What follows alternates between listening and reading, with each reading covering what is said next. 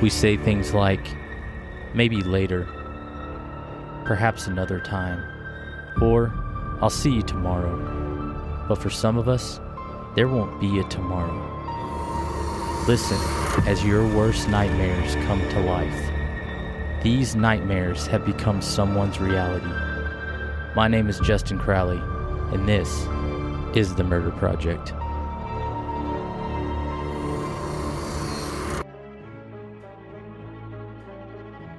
Hello everyone, and welcome to episode 15 of The Murder Project. In this episode, we're going to be talking about a case that has been discussed, I think, at great length over the 50 plus years since it's happened. A few months ago, Mike and I started talking about, or having a discussion about, the Bystander Effect, and that was something that we really wanted to bring onto the show so we could discuss it. And what better way to do that than actually talk about the case that brought the whole thing about? I'm talking specifically about the murder of Kitty Genovese, or Genovese, however you want to say it. It's your preference, just don't at me. It's got a lot of interesting details about it. It's got a lot of things I think that you could look at a few different ways and end up on one side or the other pertaining to the bystander effect, and if you believe that it is a real thing or not, or what you think the circumstances exactly should be. But it's going to be an interesting case, so I want to give you the details of it as quickly as I can, and we can get on to the debrief, which should be really good. So strap in, ladies and gentlemen. Episode 15 starts right now. Catherine Susan Genovese, or she was known as Kitty, was born on July 7th, 1935 in Brooklyn, New York. Just to give you a little background on her, she was the eldest of 5 children. She was of Italian-American heritage, and she was raised in a Catholic home. She also attended an all-girls Catholic school, and it is said that she was kind of a class clown type, very self-assured, self-motivated, and things were definitely looking up for Kitty. Unfortunately, while they were living in the city in Brooklyn, Kitty's mom witnessed a murder, and her family decided that in the interest of the safety of their own family, they were going to move everyone to New Canaan, Connecticut. And that was in about 1954. Kitty was in her later teen years, and she was just about to graduate from high school, or she just graduated from high school, and she decided that she wanted to stay in Brooklyn with her grandparents instead of going to Connecticut. And I think I understand why she might have wanted to do that, but I'll definitely discuss that later on whenever it comes up. Now, after she graduated from high school, she was engaged to be married, and not long after that, this is still in 1954, she was married, and things were a little bit rocky. They didn't go as well as she hoped, I guess, and she ended up having the marriage annulled the same year. After she had her marriage annulled, Kitty moved into an apartment in Brooklyn, and she got a job doing clerical duties. She had several jobs like this, I believe, where they said she kind of bounced around from a few jobs and found that they were really unappealing to her and that she just didn't really fit in that group. She was really charismatic, and I think she needed a different set. By the late 50s, she accepted a position as a bartender, and I think for some of us, whenever we are moving around from job to job, maybe not knowing what we're going to do, some of these jobs that we may look at as unassuming could be the big ticket. And for Kitty, this happened to be the situation. She got into her job as a bartender and really enjoyed it. She also was a favorite amongst her patrons, and things were going in the right direction. She even managed to get herself into a situation where she can make a little bit more money doing some bookmaking. And if you don't know what that is, she was basically being the middleman, if you will, for illegal gambling taking bets for horse races and things like that. Unfortunately, she was arrested for bookmaking. Obviously, this gambling was illegal, and she didn't have to spend a whole lot of time in jail, probably just an overnighter. She was fined $50 and she got fired. And so this is a definite setback, but where one door closes, another one definitely will open. And for Kitty, she got another bartending position, and this was in Queens, and it did not take her long before she found her way into a management role at this bar. From what I understand in the research, the bar owner was absent, and so she kind of got to settle in and run the bar, and it looked like everything was working out for her as a manager. This also shows that she is kind of in one of those positions. She's 28 years old, I believe, and she's kind of climbing the ladder, and she's making really good money. From what I understand, she was making very good money for the times, and not only that, but I think it was kind of uncommon for women, especially younger women, like Kitty was, to be in positions of management, especially in a bar in New York City. This is a time where, unless the times haven't changed, but this is a time where the mob was really running a lot of things, and the city was getting a little bit more rough as far as crime rates went, and so she was holding her own in her job, and she was doing great.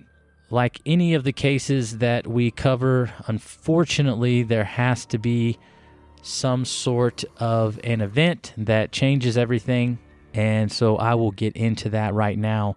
On March 12th, 1964, Kitty either had the day off or she had worked a earlier shift, and she went to dinner with some friends that night, or a friend that night on March 12th. And after dinner, she went up to the bar where she worked at and had a few drinks or hung out with some friends. But whatever the circumstances is, she stayed at the bar until about 2:30 or 3 in the morning. And I don't know at the times if bars stayed open later, but I do know around where I'm from, everything shuts down at 2 a.m. So good on them if they were still rocking and rolling until, 3 or 4 o'clock in the morning.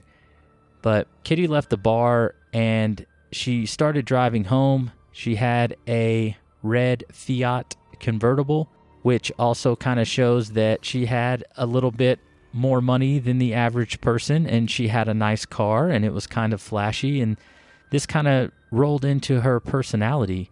While she was waiting at a traffic light on her way home, she was spotted by a man named Winston Moseley.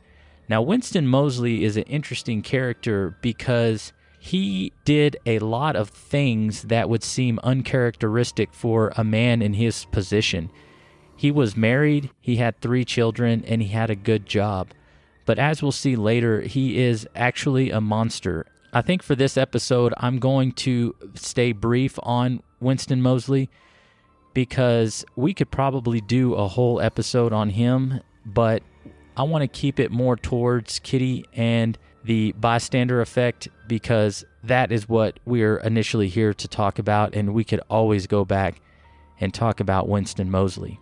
Kitty was spotted by Moseley, and he was sitting in his parked car, and we'll later find out that he was basically scouting out a woman to assault, and around 3:15-ish, 3:30 in the morning, Kitty parked her car, and when he saw Kitty, he started following her, and he followed her all the way to her apartment complex. When Kitty got to the complex, she had to park just slightly down the road at a railroad station parking lot.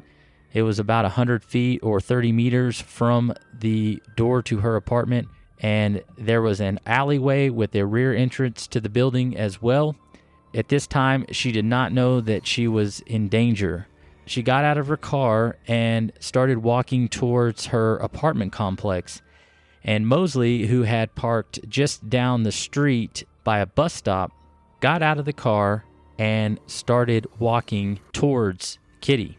Kitty was aware of her surroundings, and she noticed that Mosley was following her, and she was not going to take any chances, so she started running, and Mosley started running after her.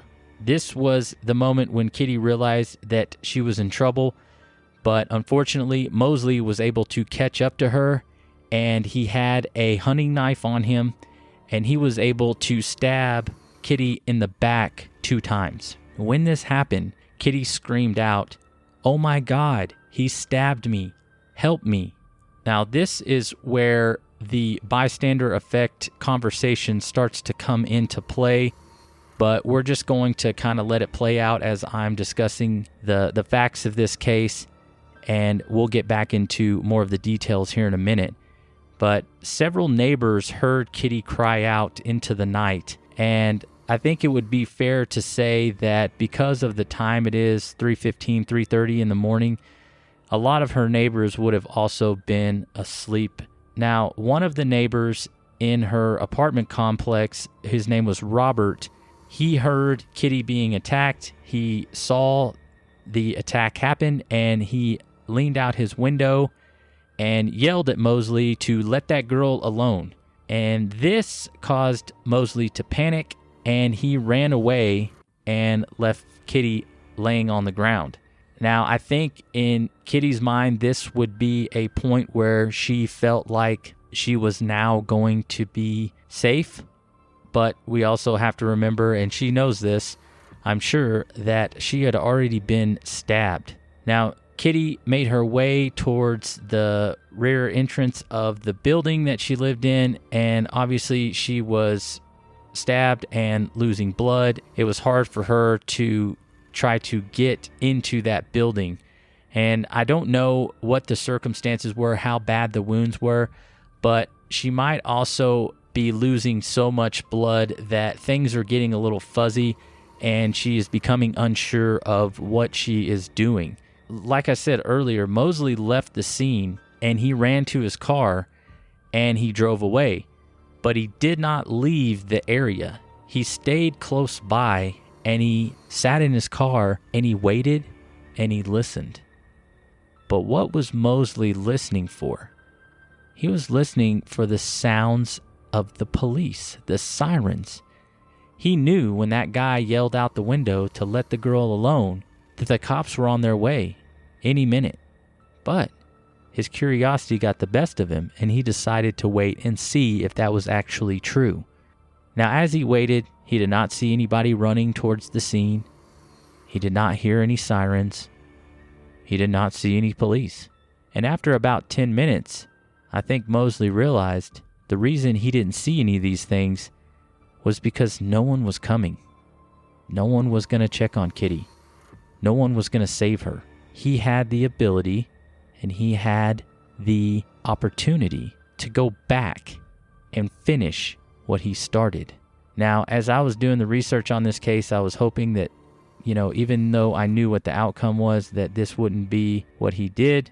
However, that is exactly what he did. He changed out his hat, and he put on a different, more wide-brimmed hat so that it would cover his face, and also maybe direct attention off him if somebody had got a slight look at him in the original assault. But Mosley drove back over to where he last saw Kitty and got back out, but he could not find her, so he started searching through the parking lots and the train station and the apartment complex. He eventually came across Kitty, who was barely conscious, and she was laying in the hallway or breezeway of the back of a building.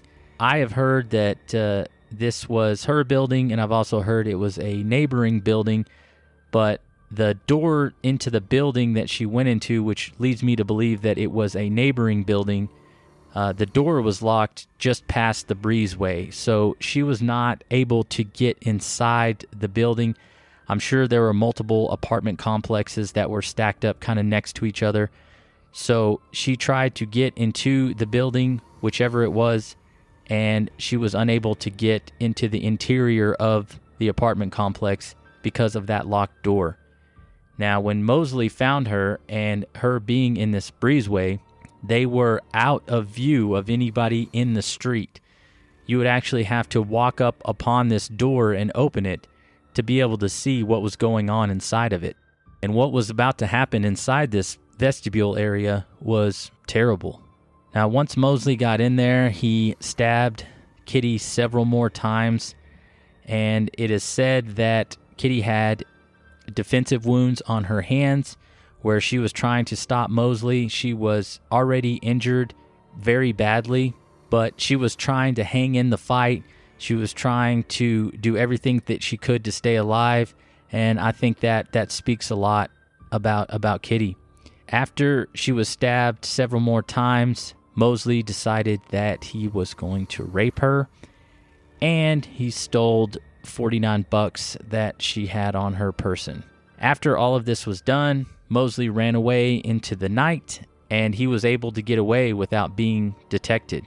Now, one of the crazy things about this is that it is said that the attack spanned approximately half an hour.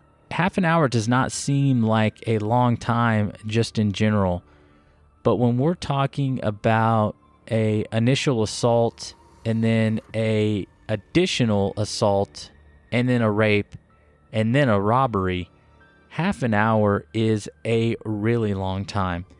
And I know that it is late at night, and from what it looks like, nobody did anything.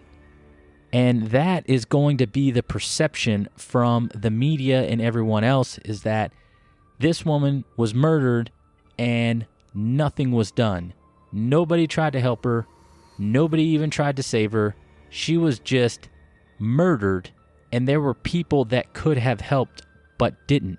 And we're going to get into some of that right now, because after the murder happened, it did not pop up so much in the media as much as you might think it would. But after the New York City Police Commissioner, his name was Michael J. Murphy, he was at a luncheon or a sit-down with New York Times Metropolitan editor, and he brought up the case with the editor saying, hey, if you're looking for a story, you ought to check this one out, because a couple days ago there was a woman that was murdered, and there were probably 38 witnesses that saw the murder, and no one did anything about it. So the editor starts to look into it, and eventually they write up a story that says 38 who saw murder did not call police. And when the public saw the story, they started to kind of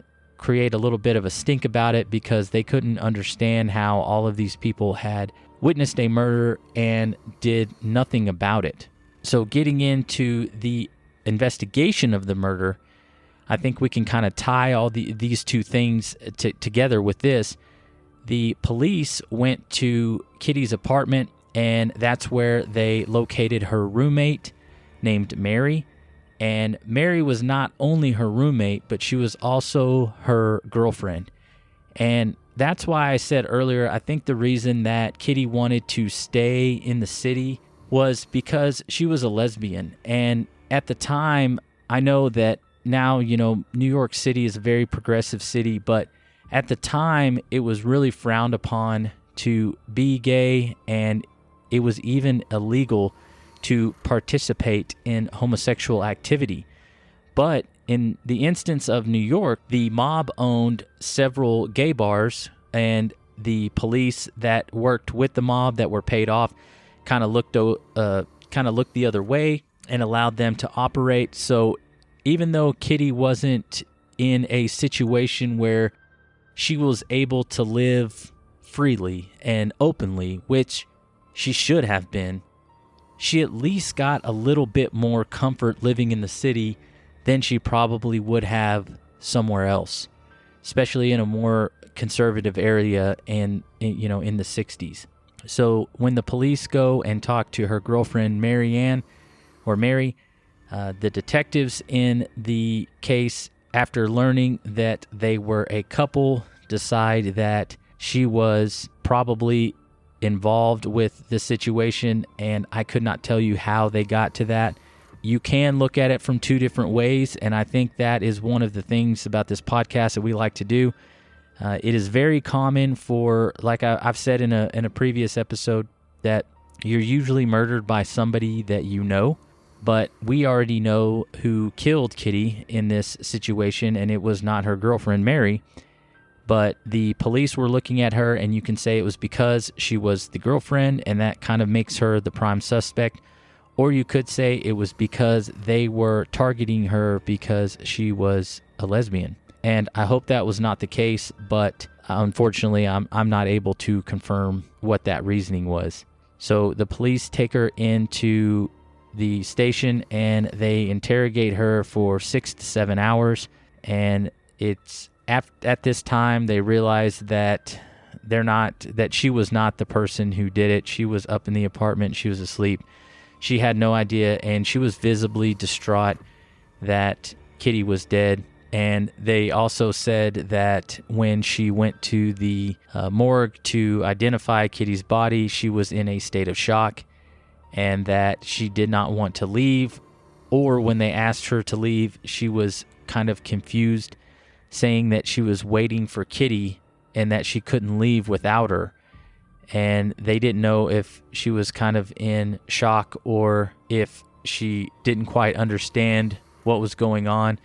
Either way, I think we can all agree that she was definitely in shock, and we know that she wasn't the killer. So let's get to the killer. Let's get to how they figured out kind of what happened. Mosley was in the act of committing a burglary when someone noticed him taking a television and loading it into his trunk. The guy that noticed this said that it seemed suspicious to him, so he called the police. In the meantime, while he was waiting for the police to get there, he disabled Mosley's car, and the police got there and arrested him. And like I said, there's a lot of information about Mosley, but I'll fast forward to the part where basically when he gets into the interrogation room, he not only admits to killing Kitty, but 2 other women. He is a very sick person, but that's what I was saying earlier about how strange it is that Mosley was a guy that was married. He had 3 kids. He had a good job. He had no criminal record whatsoever. But for some reason, he wanted to kind of track down women or hunt down women, and he wanted to kill them. And this is coming from a guy with no criminal history. So I think that in the interest of the public back then, we got really lucky when Mosley confessed, because if he would have not said anything, it would have been hard to kind of get from, well, this guy has no criminal history at all, to this guy has committed 3 murders. It's also a really big city, so it's easier to get away with things because it's more spread out. It's bigger area. Now, after Mosley was arrested for her murder, they started looking into the situation with the witnesses. And like I mentioned earlier, they had some media on the case already that were doing stories on it. And what they came up with was that everybody around them believed that this 38 witness story was absolutely true, and that no one came to the aid of Kitty, and she was left there to die all by herself alone in this breezeway or vestibule area. So one of the things that came up after this is that there was a man that lived in the apartment complex that said his dad, he knew for sure that his dad called the police and tried to get a police officer to come to the scene and figure out what was going on. Now, unfortunately, in the 60s, everything was kind of done on a paper system. There's no computers. There's not even a 911 system that's in operation at this time.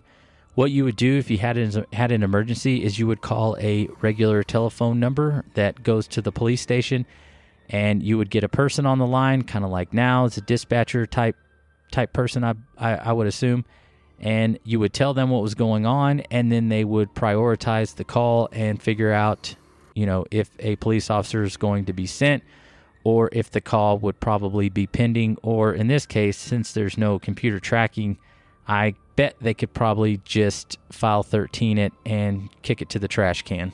So we're not able to figure out if someone actually called the police, because there was another witness that said that they had called the police as well. So we have one or two people that stated they tried to get a hold of the police and get somebody out there, but there are no actual records of it.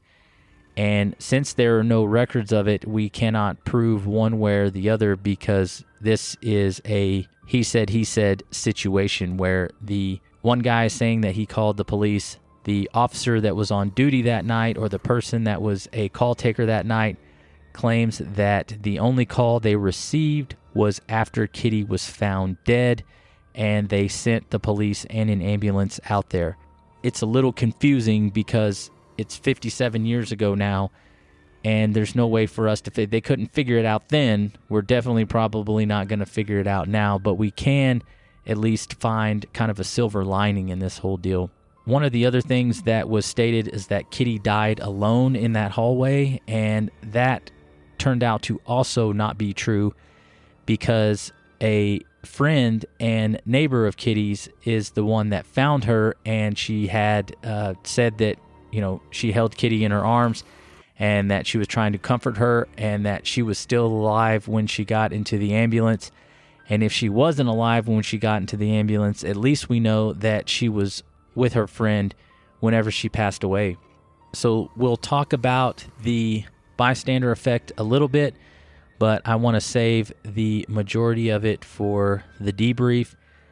But what happened was, after this, there's kind of some psychology research that was done, and they wanted to look into cases like this, because at the time there wasn't anybody that had come forward to say that, no, we tried to call the police, or you didn't have the friend that said, no, I was with Kitty in the breezeway.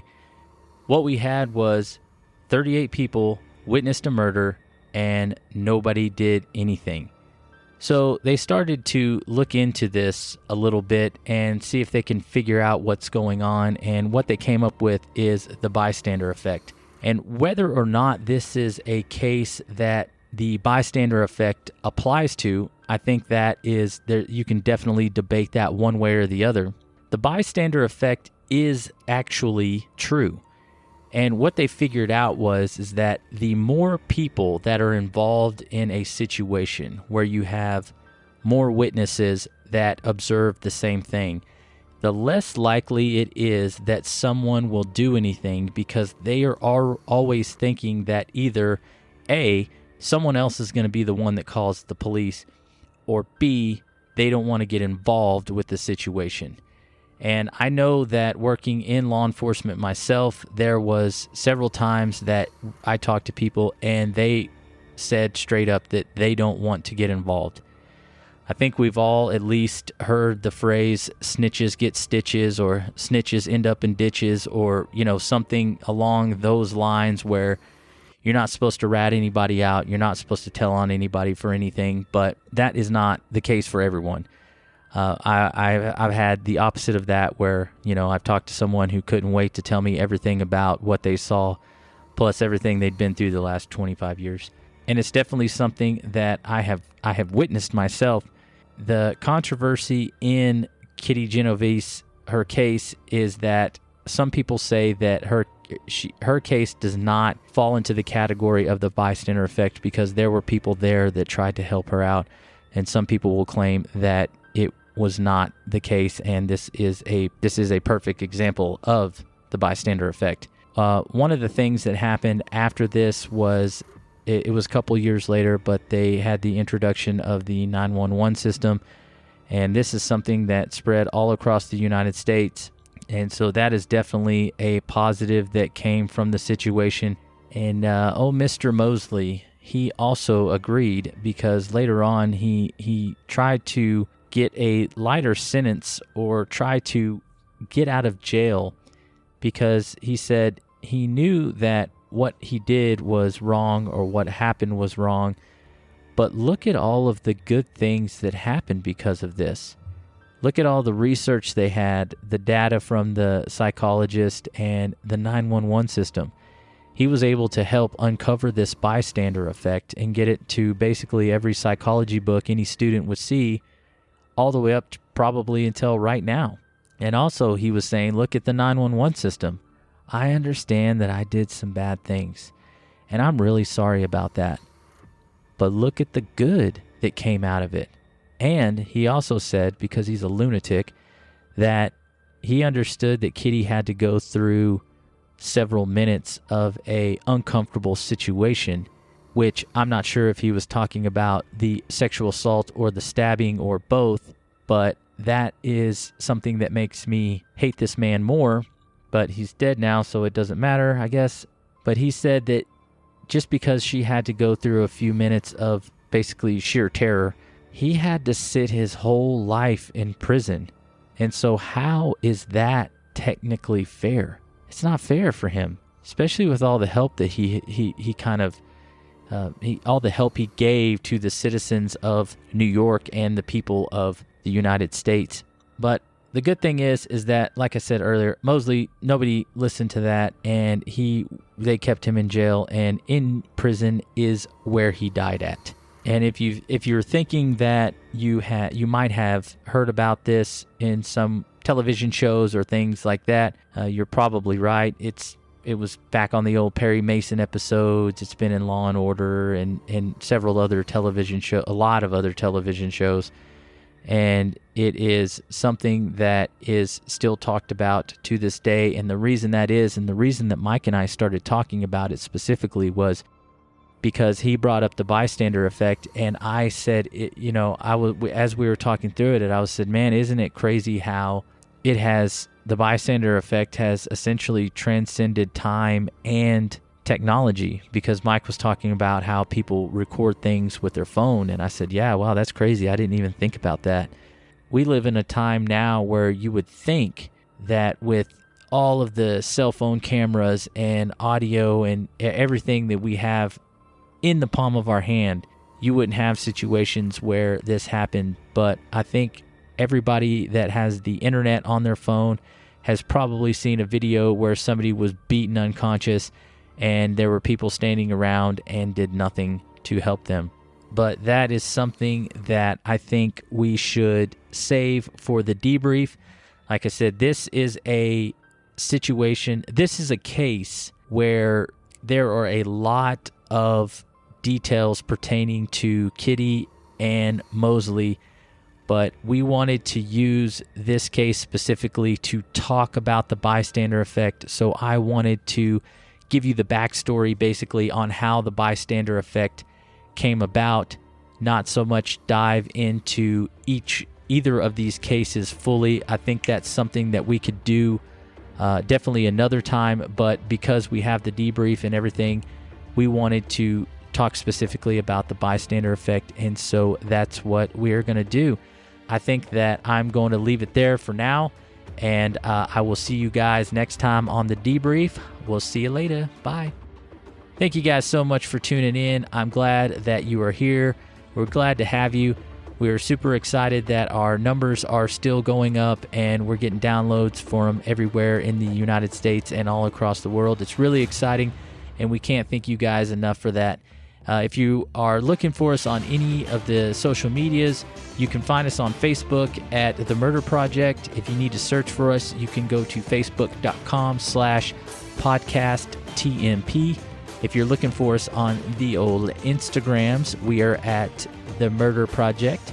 If you're looking for us on Twitter, we are at The Murder Pod. Also, another reminder, please, whatever platform you're listening on, hit that like button, hit that subscribe button. Let us know that you're out there and you're listening and you don't miss an episode, because it will notify you every time we upload. That is hopefully every Monday and Thursday if something doesn't come up. Also, make sure and hit that 5 stars if you think that we deserve it. We would much appreciate it, and it helps us get past the algorithms for the platforms and get our name out there, and it costs absolutely nothing. Also, if you would like to email us if you have a longer form question, make sure and drop us an email. It is contact@themurderproject.com. Mike and I, one of us will respond, or maybe both, but we'll definitely get back to you as soon as we can. Thank you guys so much for tuning in. Thank you for listening. I look forward to speaking to you again on the next episode of The Debrief.